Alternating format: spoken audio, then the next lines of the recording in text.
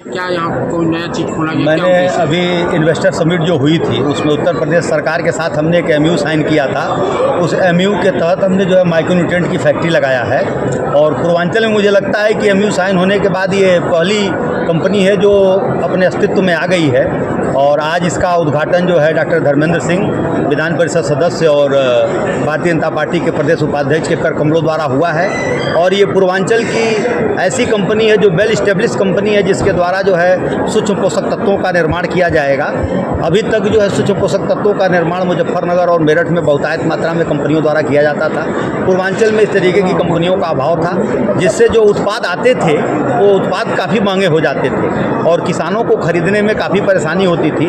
आप लोग देखते हैं कि किसान जो है हमारा मुख्य पोषक तत्वों का ही प्रयोग करता है, बस उसमें जो है नाइट्रोजन, फास्फोरस और पोटास का, तो सूक्ष्म पोषक तत्वों का प्रयोग न करने के कारण जो है उसका उत्पादन जो है घट जाता है, जिससे जो है हमारे देश के यशस्वी प्रधानमंत्री जी का जो सपना है कि किसानों की आय को दुगना करना, इससे किसानों की आय दुगनी होगी और किसान हमारे समृद्धशाली होगा। जिस देश का किसान समृद्धशाली होगा वो देश समृद्धशाली हो जाएगा।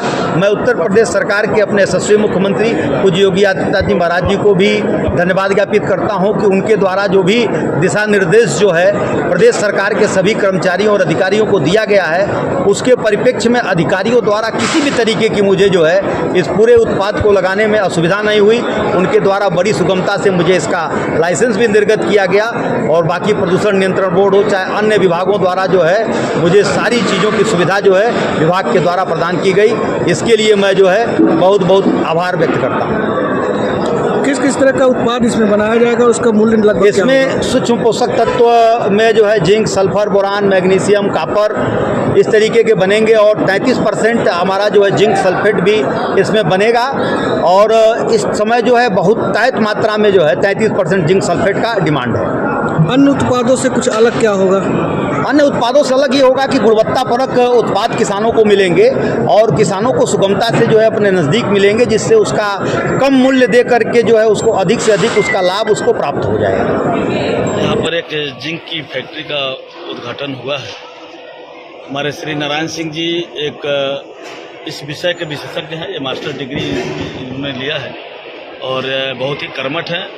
जिस प्रकार से इन्होंने इसके पहले पशु आहार से लेकर के अनेक काम इस क्षेत्र में लगातार कर रहे हैं और मुझे लगता है पूर्वी उत्तर प्रदेश की इस तरह के एक स्पेशलाइज्ड ये फैक्ट्री है। आज इसका उद्घाटन हुआ है और मैंने जब इनसे बातचीत किया है तो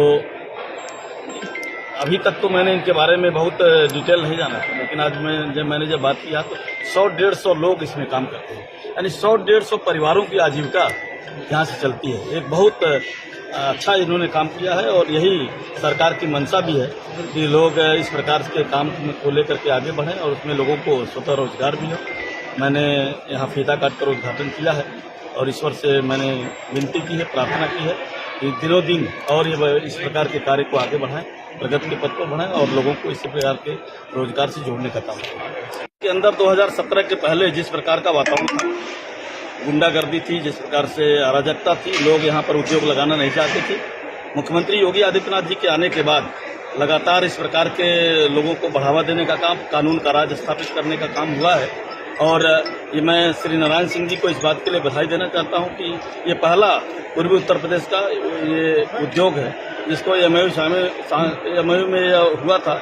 और ये जिस प्रकार से इस जिंक की फैक्ट्री का यहाँ पर इन्होंने आज श्री गणेश किया है, निश्चित रूप से सरकार भी इस प्रकार के कामों में जितने हो सकती है वो मदद करेगी और इसको बढ़ावा देने का काम करेगी।